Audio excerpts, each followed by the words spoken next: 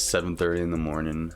I said, fuck it. Let me wake up, make a beat. I haven't made a beat in quite a while, so this one might be a little rusty, but here we go. Let's just do it.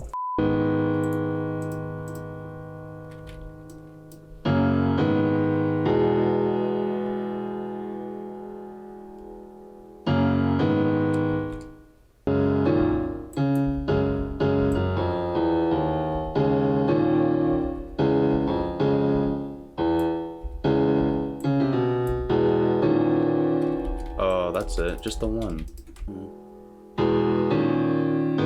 Oh yeah, that's it. Cool. This one's gonna be called Dirkio. I've been really fucking with these types of beats. If you never heard YFN Lucci, I think he's wanted for murder right now. But if you never heard YFN Lucci's album, it dropped I think the 4th of December. That album was really good, but I never really got into making piano melodies that much, so I definitely gotta get better at that. So now that I got this, I'm gonna throw up Omnisphere and just see what patch I can get, and then I think I'm gonna open up Arcade and then try to get some vocal samples, and that should round everything out. So I'm not gonna bother processing it, but I am gonna get some vocal effects from Arcade. The way you can find keys is you can do it a few different ways, but I taught myself enough music theory where I can just look at the notes and I can play it and figure it out. So that's just what I'm gonna do.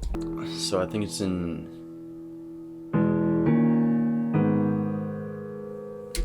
gotta be in G sharp minor. In Arcade, I'm just gonna go in here and change the key to G sharp minor. Usually Hooked has shit that's pretty good, so I'm just gonna stay here and then play. I'll just play stuff until I find something that like catches my ear and I'm like, oh shit, I could probably use this.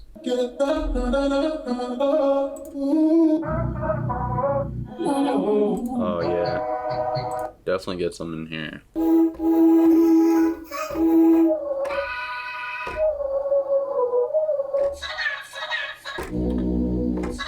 Yeah, bro, you see this shit? This shit's OP, bro. Who the fuck made this shit? Alright, so I'm just gonna click around and see what happens.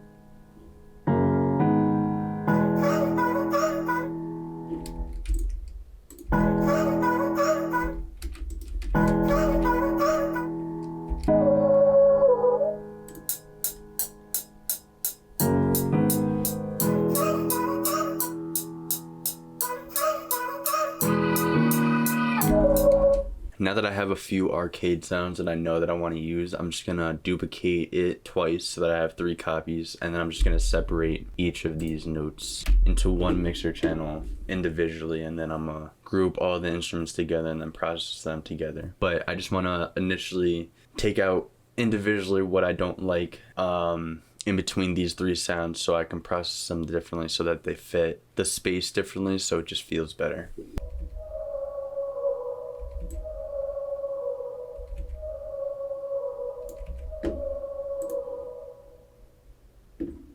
Damn, that shit sounds fire. What the fuck?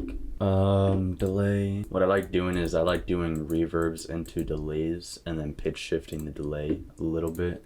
So I'll just use the ghost one and then change the frequency so it's pitch shifting it down by this speed of 0.6 hertz, and then I'll detune it slightly down to, that's good enough, and then I'll just only take the highs of it, defuse it a little bit, and then I'll move the note to like fourth and then kick the drive up,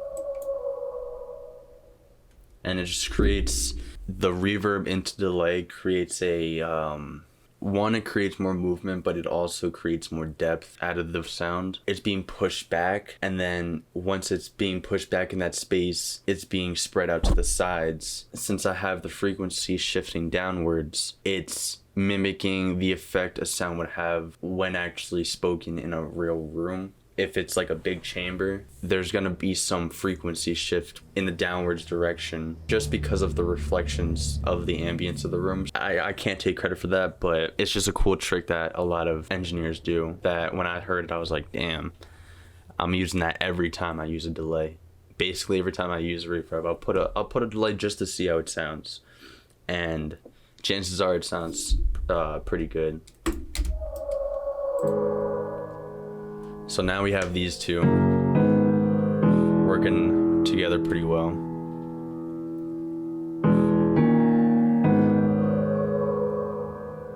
Yeah, that's fire. I think I'm gonna add some double to this after I EQ it. So I'm just gonna EQ it, take out what I don't like. Mostly conflicting frequencies and harsh frequencies. And I'll use some dynamic EQ just to control it a little bit. Not a lot of compression, just tapping it so it's controlled. And then just shaping the tone of it a little more, taking out the areas which the vocal is going to sit out, which is going to be in this right below 1K region. And I'm just going to need it to sit nicely before I add shit to it.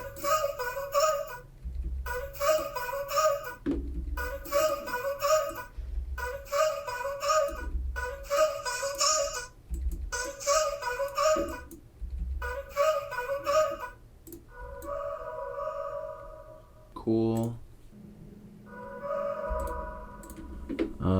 And then I'm just gonna add shaper box to both of them to just move them around.